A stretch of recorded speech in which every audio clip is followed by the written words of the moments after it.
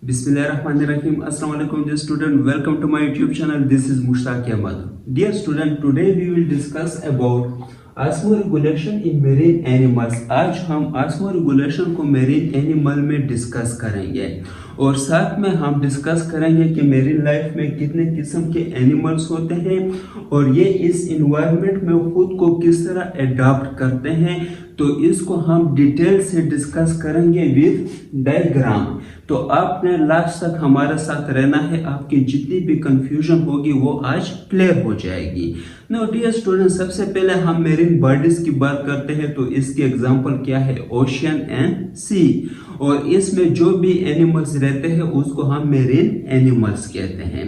सबसे पहले हम डिस्कस करते हैं कि ये कौन से इन्वायरमेंट को फेस करते हैं। No dear student, marine animal faces hypertonic environment. ये हाइपरटोनिक इन्वायरमेंट को फेस करते हैं। हाइपरटोनिक इन्वायरमेंट कौन सा होता है? जिसमें साल्ट यानी सॉल्यूट की कंसंट्रेशन ज्यादा होती है और जिसमें वाटर यानी सॉल्वेंट की कंसंट्रेशन जो है वो लो होती है। जिस तरह आप सब जानते हैं कि समुद्री पानी जो है वो नमकीन होता है, यानी उसमें साल्ट की कंसंट्रेशन ज्यादा होती है। तो ऐसे इन्वायरमेंट को हम क्या कहते हैं? Hypertonic environment. No dear student, hypertonic environment में या मेरीन लाइफ में आपको दो किस्म के एनिमल्स मिलेंगे। एक को हम कहते हैं ऑस्मोकन्फर्मर और दूसरे को हम कहते हैं ऑस्मोरेगुलेटर।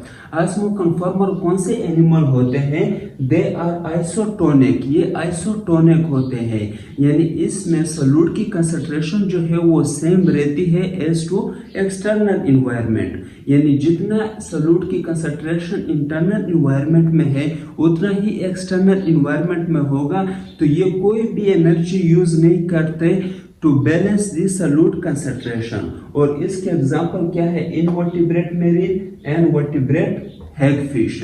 नो डियर स्टूडेंट, अब हम बात करते हैं ऑस्मोरेगुलेटर की। ऑस्मोरेगुलेटर कौन से एनिमल्स होते हैं? They do not isotonic to the environment. ये आइसोटोनिक नहीं होते, यानी कि इसमें सॉल्यूट की कंसंट्रेशन जो है वो डिफरेंट होती है एक्सटर्नल इन्वायरमेंट से। क्लियर? इसके एग्जांपल क्या है? Cartilaginous fishes and bony fishes. No dear student, अब हम बात करते हैं कार्टिलेजिनियस फिशेस की एंड बोनी फिशेस की कि ये कौन कौन से चैलेंजेस को फेस करते हैं और इन चैलेंजेस के साथ ये डील किस तरह करते हैं। तो इसको अब हम डिटेल के साथ विद डायग्राम डिस्कस करेंगे। नो डियर स्टूडेंट, जिस तरह हमने पहले जिक्र किया था कि ये हाइपरटोनिक इन्वायरमेंट को फेस करती है, तो हाइपरटोनिक इन्वायरमेंट में जिस तरह हमने बात की कि यहाँ पर जो है वो साल्ट की कंसंट्रेशन जो है वो ज्यादा रहती है। नो सबसे पहला चैलेंज जो ये फेस करती है वो क्या है कि जब ये वाटर का इंटेक करती है, वाटर इंटेक, तो ऑटोमेटिकली इनके बॉडी में साल्ट भी वाटर के साथ इंटर होता है। साल्ट भी वाटर के साथ इंटर होता है बॉडी में। तो सबसे पहला जो चैलेंज है वो ये है कि इनके बॉडी में साल्ट की कंसंट्रेशन क्या हो जाती है? बढ़ जाती है, यानी कि ज्यादा हो जाती है। क्लियर? और दूसरा जो प्रॉब्लम ये फेस करते हैं वो क्या है कि जब ये वाटर का इंटेक करते हैं तो उसमें साल्ट ज्यादा होता है। तो इसलिए डियर स्टूडेंट ये कोशिश करती है कि इनके बॉडी में जो वाटर है वो रिटेन रहे, यानी कि बाहर ना जाए। क्योंकि इनके बॉडी में जब साल्ट बढ़ जाता है तो इनके लिए जरूरी है कि इनके बॉडी में वाटर की रिटेंशन भी ज्यादा हो। अगर वाटर कम रहेगा तो फिर भी ये सरवाइव नहीं कर सकती। नो डियर स्टूडेंट, अब इन चैलेंजेस को ये सॉल्व किस तरह करती है, इनके साथ ये डील किस तरह करती है। तो सबसे पहले ये किडनी का यूज करेंगे। क्या?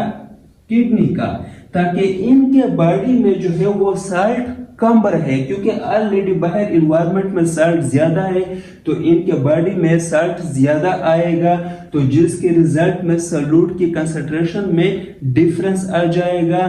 तो ये फिर सर्वाइव नहीं कर सकती।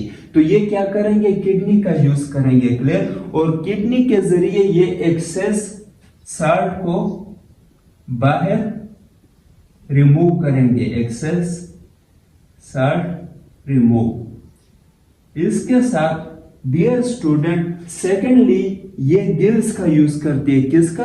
गिल्स का। और गिल्स के जरिए भी ये साल्ट को जो है वो बाहर रिमूव करते हैं बॉडी से, क्लियर। और तीसरे नंबर पर ये यूज करते हैं रेक्टल ग्लैंड का। नो डियर स्टूडेंट, ये रेक्टल ग्लैंड जो है ये कहां पर प्रेजेंट होती है? ये रेक्टम के साथ होती है, क्लियर। रेक्टम जो है वो लास्ट पार्ट होता है लार्ज इंटेस्टाइन का, उसके साथ ये अटैच होती है ये ग्लैंड। ये एक्सेस साल्ट को ब्लड से फिल्टर आउट करके रेक्टम में डाल देती है, क्लियर। और रेक्टम में फिर ये faeces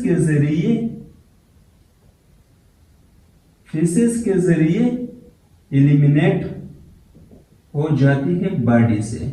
no dear student, next हम बात करते हैं TMO। TMO क्या है डियर स्टूडेंट? ये एक केमिकल है, trimethyl amide oxide. No dear student, इस केमिकल का क्या रोल है? इसका रोल ये है कि ये यूरिया के इफेक्ट को कैंसल करता है या फिर कम करता है।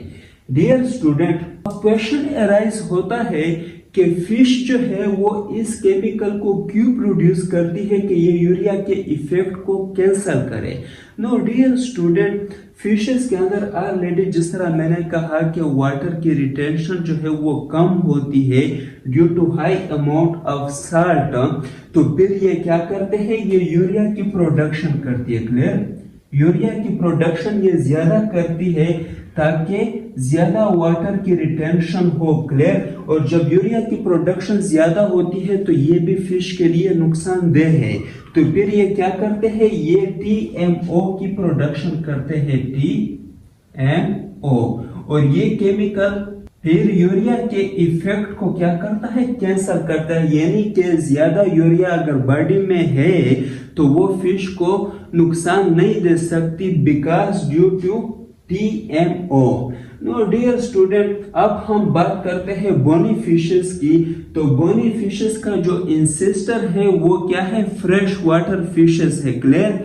और बाद में ये जाकर बोनी फिशेस बन गए। No dear student, bony fishes क्या करती है? Drink large amount of sea water. ये सी वाटर के लार्ज अमाउंट को इंटेक करती है।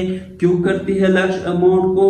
बिकॉज क्योंकि इनके बॉडी में साल्ट की कंसंट्रेशन ज्यादा होती है, तो इसलिए ये large amount of sea water को इंटेक करती है, क्लियर।